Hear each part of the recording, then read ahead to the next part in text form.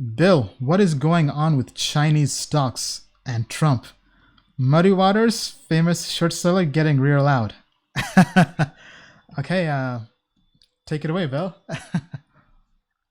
Okay, well, I mean, when I saw the announcement that, I want all American funds to get out of Chinese stocks, that's all theater, right?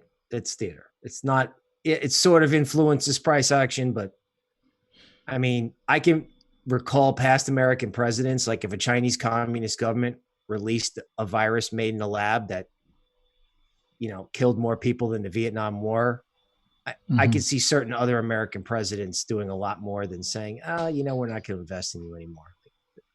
Now, so could you kind of maybe give us some context for everybody who has no idea what's going on? About? Yeah. Right. Well, I mean, let's face it, folks. I mean, I think it's an understood thing that this virus was made in a lab and that it got out. And the lab was, we gave some money to the lab, but it was in China and it was a Chinese government's responsibility. Now look at what's going on in Hong Kong, right? Everybody would like to be a free person in Hong Kong is about to get fire hose, tear gas, or worse. So, they're just not nice people. Communists historically are not nice people. If you just pick up a history book or Google it, I mean, it's just, they're not nice people. Right. So when the president gets on and says, we're going to, not invest in any stocks, it's just the tweet of the day. Right. Past American presidents. So Trump said no Chinese stock investments is what he said? No, he was talking about, I think, some sort of public sector investment funds. Okay. We're going to, not do Chinese stocks anymore. Basically boycott China. Right. I mean, past American presidents would have been talking war. Right. Now, I think it's a good thing we're not talking war, but yeah, that'll be bad for everybody.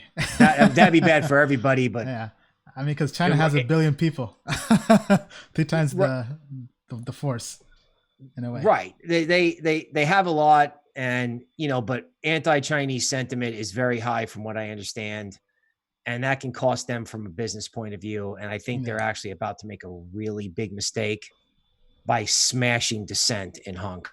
I think that's going to make them look even worse. So, what Trump says about it, it's just a tweet of the day. Yeah. Now, I mean, from my perspective, I haven't seen any of the news or tweet, but I did have a bank account and business entity in Hong Kong.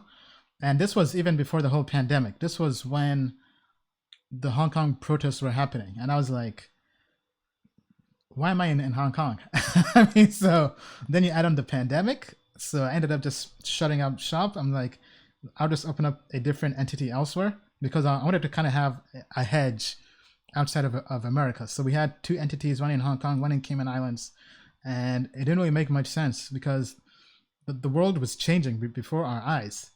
And there was just so much, and there were so many random events happening. And I knew regardless of what happened, eventually Hong Kong will end up being owned by China. I think the deadline is like 2050, something like that.